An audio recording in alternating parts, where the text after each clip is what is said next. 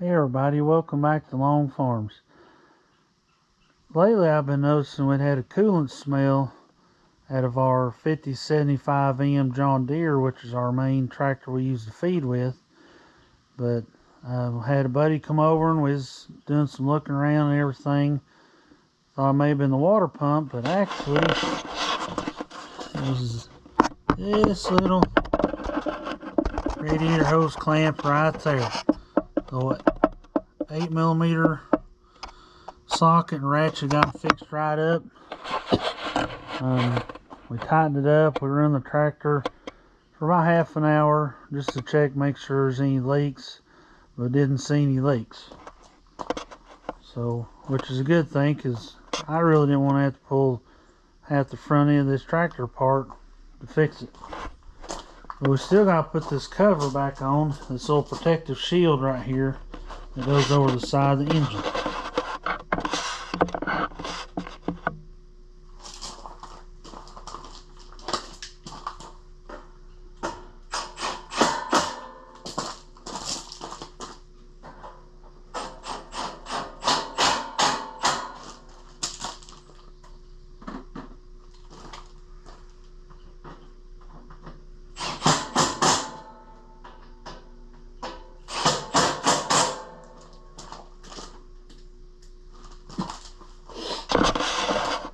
This little Milwaukee 1/4-inch impact is probably the best thing since pocket on a shirt. Alright, now I got that shield back on.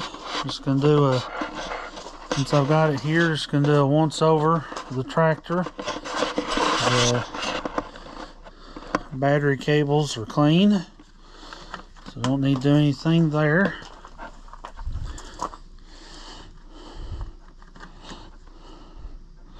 If I can get this stupid thing back on. I already took the air filter off and looked at it. It's clean. I already got all the grease fittings on the loader. Got a couple on this, 5 on this side, 6 on this side, 6 on the other. I checked all the tire pressure. Got everything. But for those of you that don't know, a lot of tractors have fluid in them. That just helps with the weight to keep weight in on the back, on these back tires. But we've also got these weights. Since this is just a 2-wheel drive tractor, helps with traction. But since these tires have fluid in them, you gotta make sure and have this valve stem right up here in the center or very close, because if I was to check it right there, then it'd start leaking fluid. Do a few more checks over. Got everything greased back here. Grease fitting there. Grease fitting over on that wheel. A couple on these lift cylinders. I check the hydraulic fluid after a while. Since I've got the loader up, I have to lower it down and lower these lift arms down. I'll give you a more accurate read on the dipstick, since all the fluid will be kind of towards where it's supposed to be, instead of throughout the system picking up those lift bars and the loader. So everything looks good on this tractor. Now that the John Deere, or one of the John Deeres, everything's good to go on it, some of y'all may be wondering, well, John, how exactly do y'all get the hay from the field and turn it into a round roll? Well, this here is what they call a disc bind. It's got these, on this model here, it's a New Holland H7220. It's got 7 of these hats here. It's got these little blades on it. they do kind of the same thing as like your lawnmower does, just cutting the grass. And then once it cuts it, it goes to these big rubber rollers here that squeezes out the moisture. And then it's kind of hard to tell if there's doors back there that you can set depending on how wide you want the hay to lay coming out the back. Oh, and this side, this cover folds down. It's got this rubber here that keeps stuff from flying out, and then also this side piece here folds down. Of course, you leave it up to get through going down the road or through a gate. You surely wouldn't want to rip that off of there. Come close, but luckily I hadn't done it yet. Alright, let's go over here.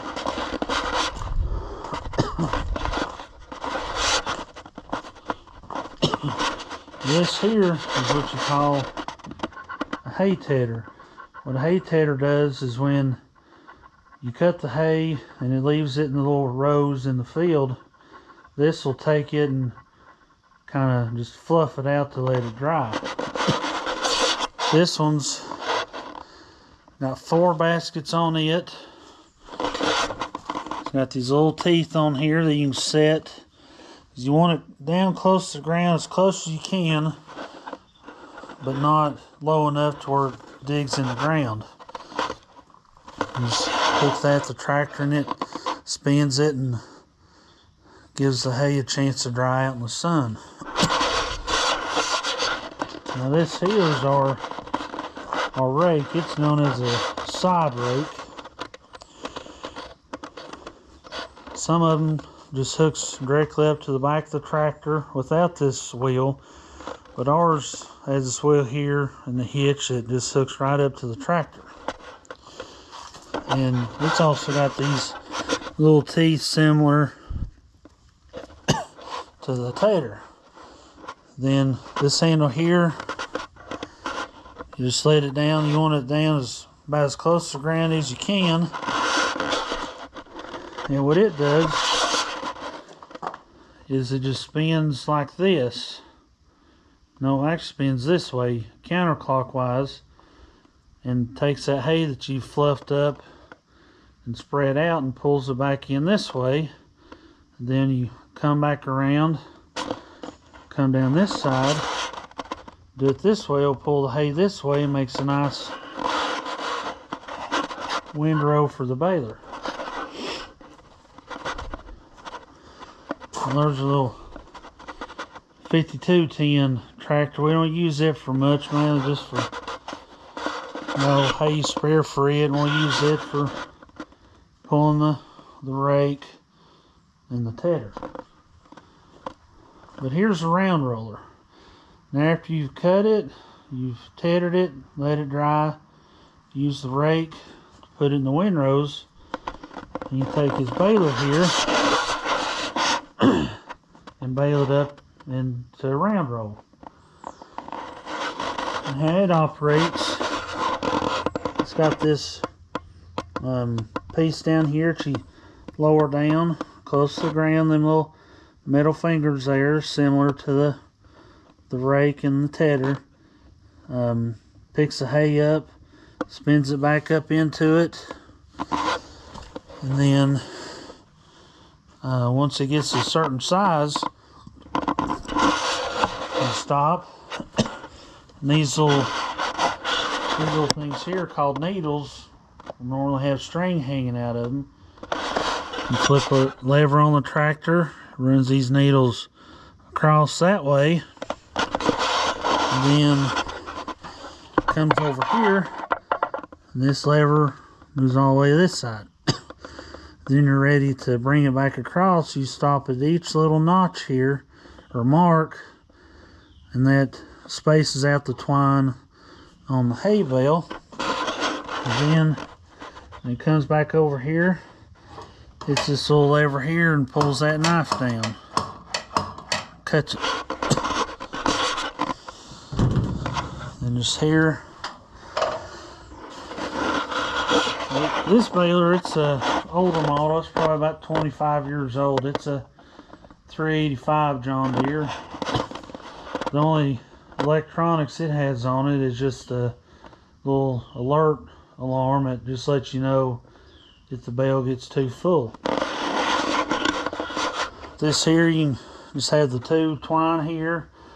You can put a third one up here, but we've never run it that way. Then before we start, we just always make sure and grease these chains here. Put a little motor oil on them, keep them quieting down.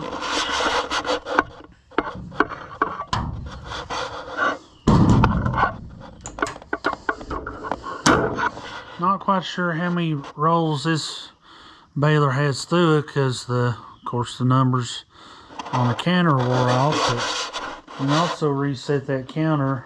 That way you can know how many bales you've rolled per field or for that season. Then, once you get done tying it, you're ready to send the hay bale to unload it. You hit another lever on the tractor.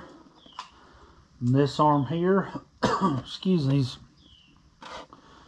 allergies are killing me.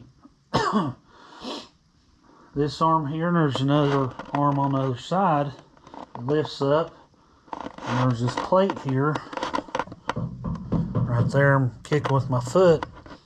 When you raise this up, that plate flips up and kicks the bale out.